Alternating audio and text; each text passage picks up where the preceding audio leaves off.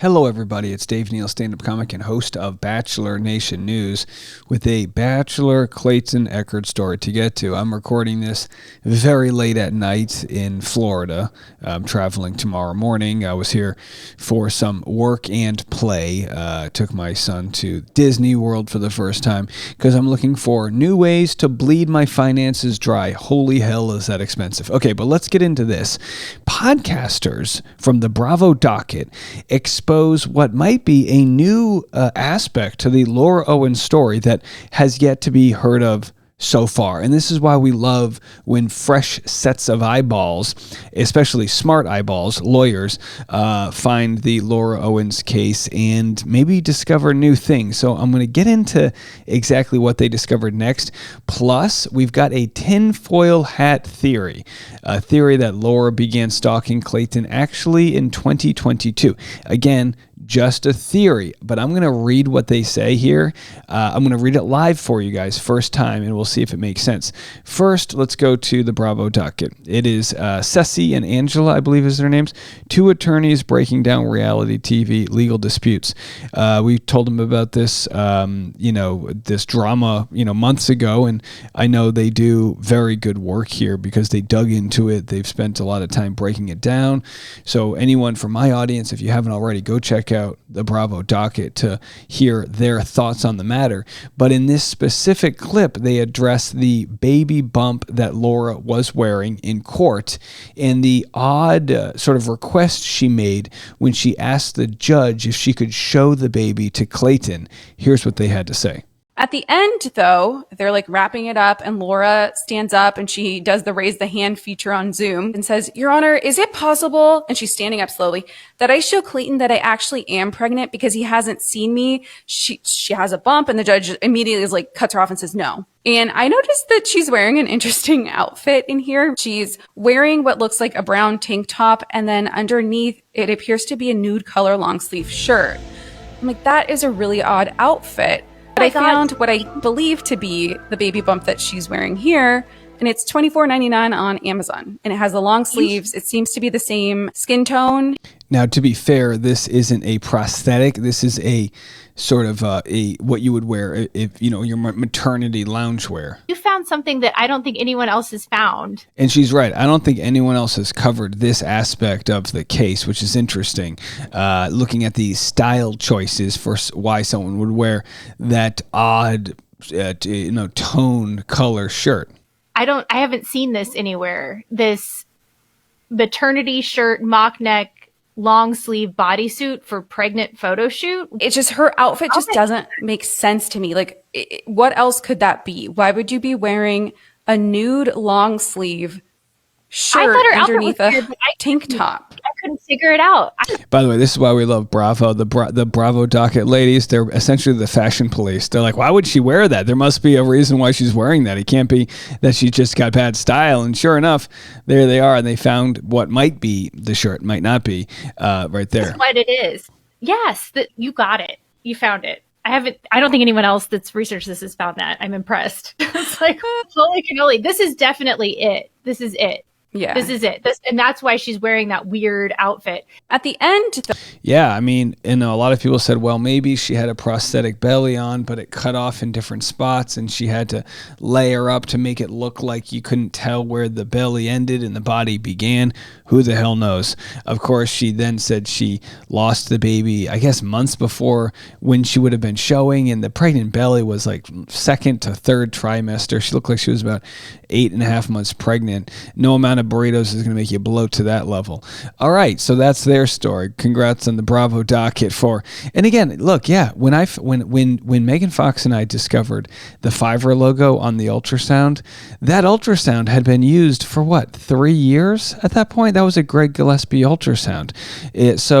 The fact that we were the first ones to uncover it when thousands of people were covering this case, just when you look at something with a different perspective, sometimes you see something. And that's why we try to share as much as we can with our audience, because people notice things, and it's kind of what helps us do the work we're doing. And by the way, I did want to say Rachel Mitchell, the county prosecutor investigating Laura Owens, has won. So Laura Owens might have been very happy if Tamika Wooten won, but that's not the case. With 54.29% of the vote, Rachel Mitchell will continue being the county attorney. And someone posted, "Congrats, Rachel. Let's continue to investigate and prosecute Laura Owens." And again, yeah, I think that's fair at this point. Until she stops digging herself in a hole, let's get down to the truth, right? Well, here's somebody looking to get down to the truth. It is Hay Bales, and this is a story by Hay Bales and Island Girl. I have not read it yet, and it is pure speculation. And normally you wouldn't just share something that's just random speculation. But in this case, as bizarre as it is, we're still trying to piece together Laura's, motivation for what went down. And when did she first kind of know of Clayton? I'm just going to read this for you in its entirety. You can go to haybales8.substack.com to go check this out, along with other writings by Hay Bales.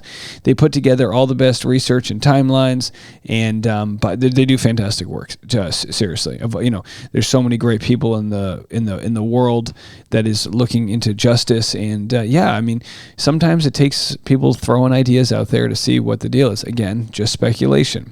So important dates.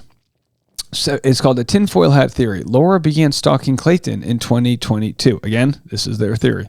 September 22nd, 2022, Clayton and Susie Evans announced their breakup. October 17th, 2022, Clayton advertises looking for potential clients as a personal trainer, NASM certified. November 11th, 2023, Laura receives her NASM certification as a personal trainer.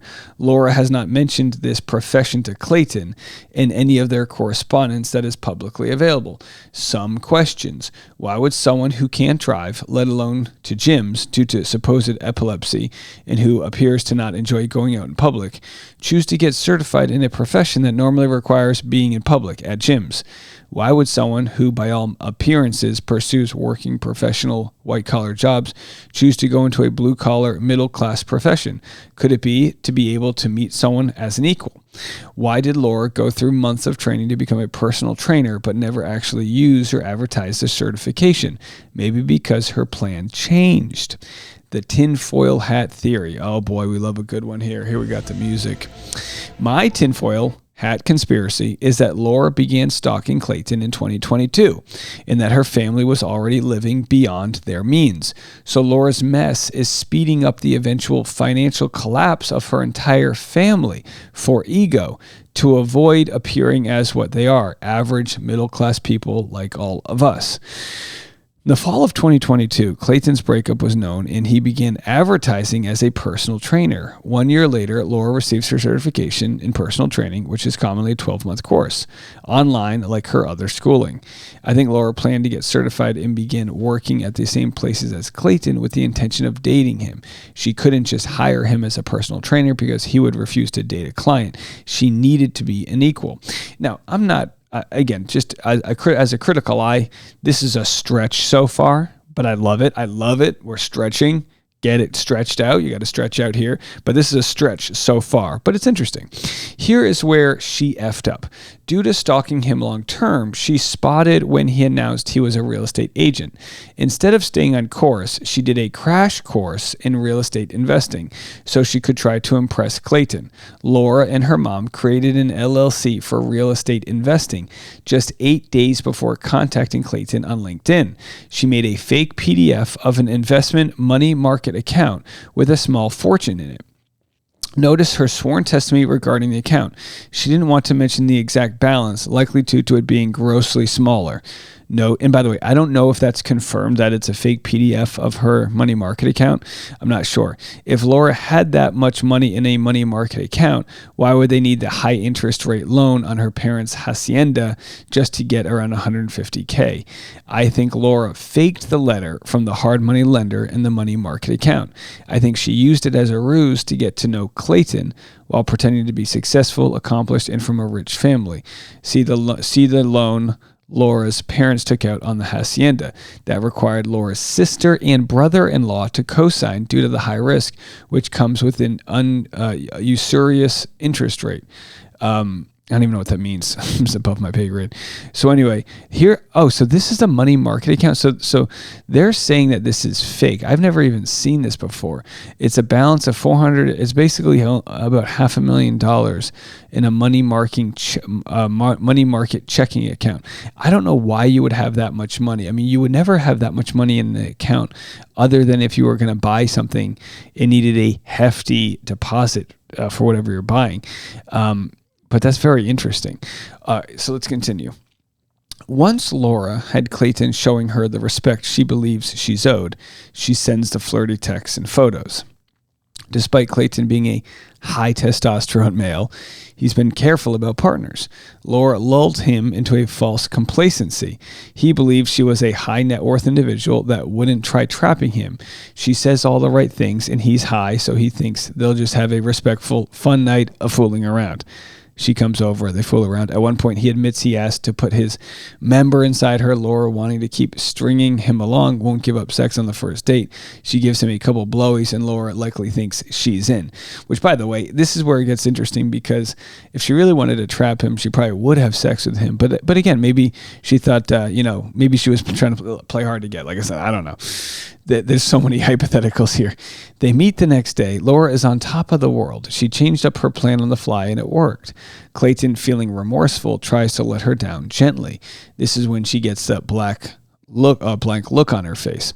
She's devastated. She's been working on this plan for around 8 months at this point. All of that work was for nothing. She breaks down crying. To Clayton, this reaction seems insane. If this was just a spur-of-the-moment hookup, it would be. What no one other than Laura knows is that in her mind, this relationship has been going on for 8 months.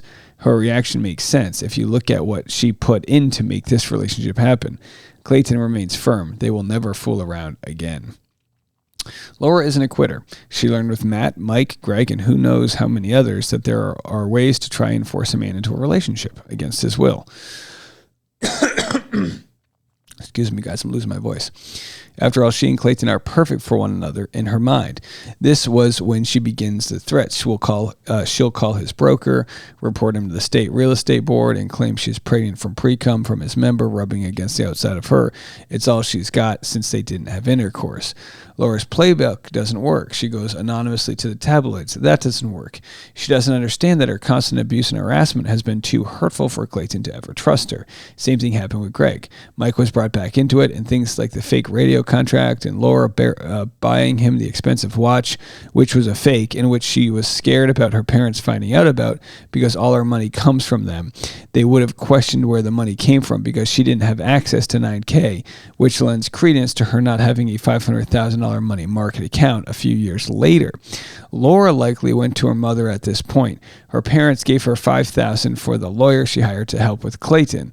That went nowhere, and I suspect her parents wouldn't give her any more money. See, this is what's really interesting, just to take, because again, these are all theories and they're not bad. These are, and again, with all due respect, when I said before that like these were loose ideas, I mean, that's where, I mean, you have to start stringing together what you have. And what you have here is Laura targeting Clayton, my opinion, with real estate. So, why not all these other crazy things? So then Laura represented herself. She believes she's smart enough when she can't get Zoom. That is when she wears a moon bump in public.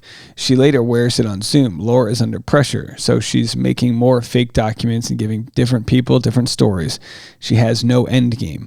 She waited too long to claim she had a miscarriage because she needed a fetal death certificate. She hoped it would all go away in December.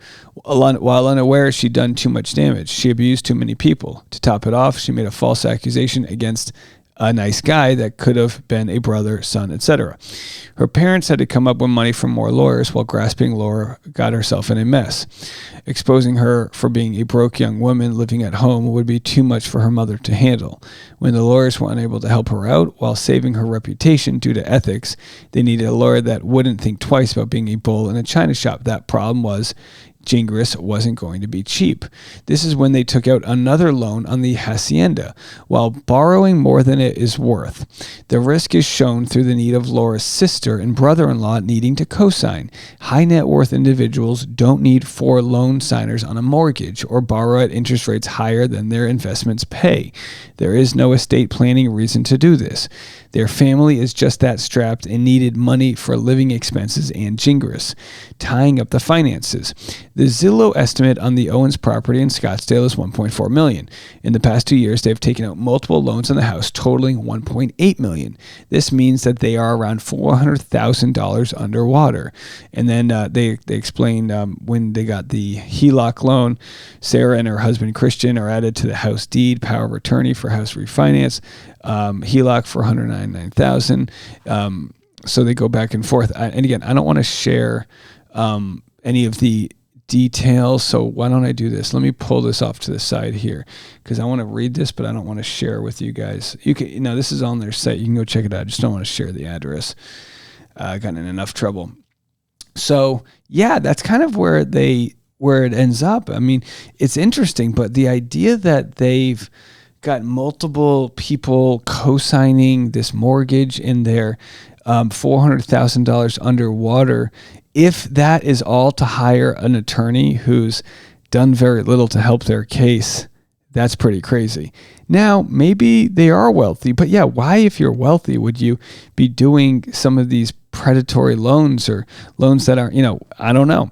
So I do appreciate the theory here. Hay Bale's doing great work. Seriously, great work looking into this. And in normal cases, look, we know Laura's guilty of fraud when it comes to medical documents, lying about a bunch of stuff and this and that.